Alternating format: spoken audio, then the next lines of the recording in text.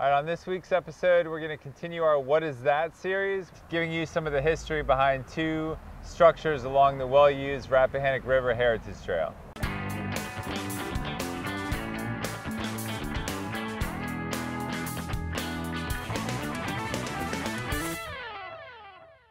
All right, so we're here with Ed Whelan, who is the visionary behind the redevelopment of the Mill District along Princess Anne Street here in Fredericksburg.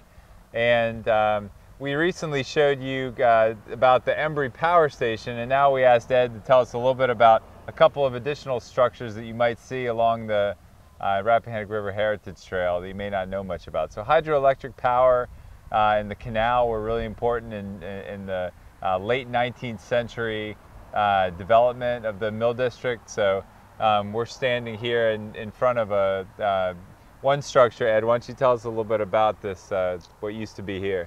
Sure, Bill. This was the electrical power plant prior to the power plant we showed you, the Embry power plant in the last video.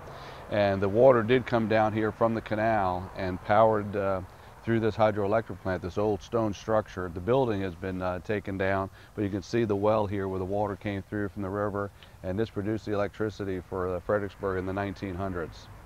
So this was the hydroelectric power plant, and then the Embry power station was built after that. That's right. Yeah. That's right. And it looks like the Embry plant closed in the 1960s, and I guess this plant closed well before that. Right, and then the Embry power plant was 1902, so this is probably back in the 1800s, and when the Industrial Revolution, and they're using water for all this mill district here in this area. Cool.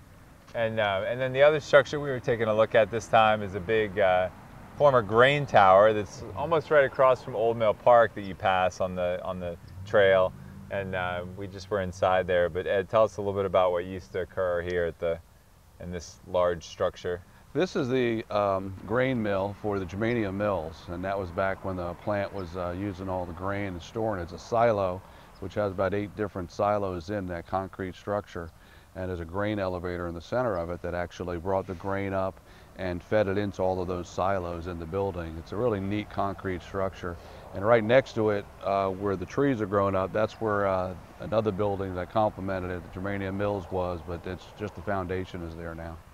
Two really interesting looks behind some of the Industrial Revolution era developments in Fredericksburg, and of course you hope to redevelop some of these structures. So we look forward to seeing these structures get new life, and we hope that that gives you a little bit more insight into what it is that you're seeing as you're running along the trail or biking along the trail. Yeah, this is a very interesting part of town because all of these mills were dependent on the water that came down from the canal.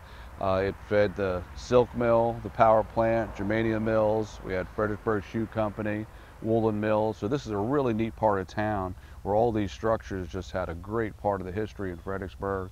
And it's really neat to see and uncover these things and find out more about them each day. Absolutely.